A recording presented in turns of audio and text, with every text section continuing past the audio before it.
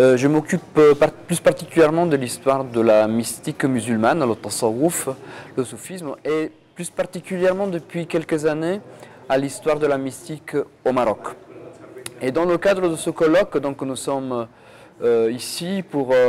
intervenir sur le rôle de la sainteté dans le maillage social et spirituel de la Médina de Marrakech. C'est donc un patrimoine, disons, immatériel qu'il faut aussi étudier à côté du patrimoine physique, matériel du bâtiment,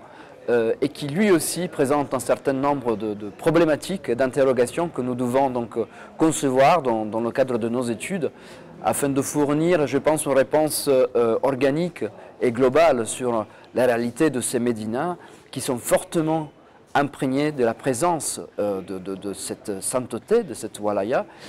qui est notamment, et ça, elle s'incarne dans l'architecture des villes par la présence de lieux de culte particuliers qui sont donc les tombeaux des saints qui deviennent des zawiyas, qui articulent la vie des quartiers. Et en tant qu'islamologue, je me suis aussi interrogé aux archétypes, aux idées principielles qui régissent cette relation entre un saint, un wali et la ville. Et j'ai eu envie de revenir, si vous voulez, au texte coranique qui nous parle de Al-Médina à plusieurs occasions.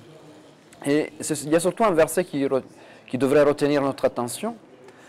qui est répété 2 fois dans le Coran, le même verset, la même structuration,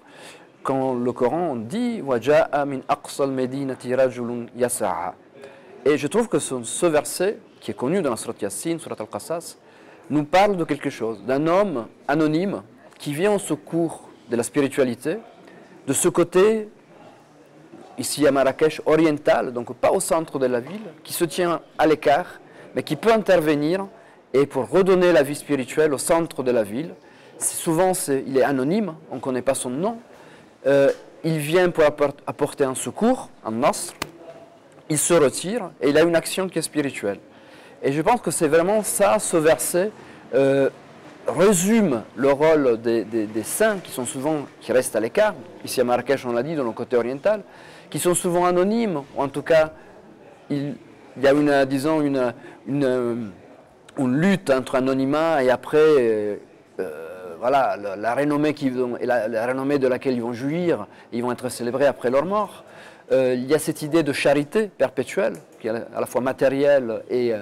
spirituelle, de laquelle ils vont faire don vis-à-vis de la population. Et donc finalement, ce sont des figures qui sont incontournables pour la vie de Médina au Maroc, de Marrakech en particulier, mais on pourrait dire la même chose d'autres villes du monde arabo-musulman.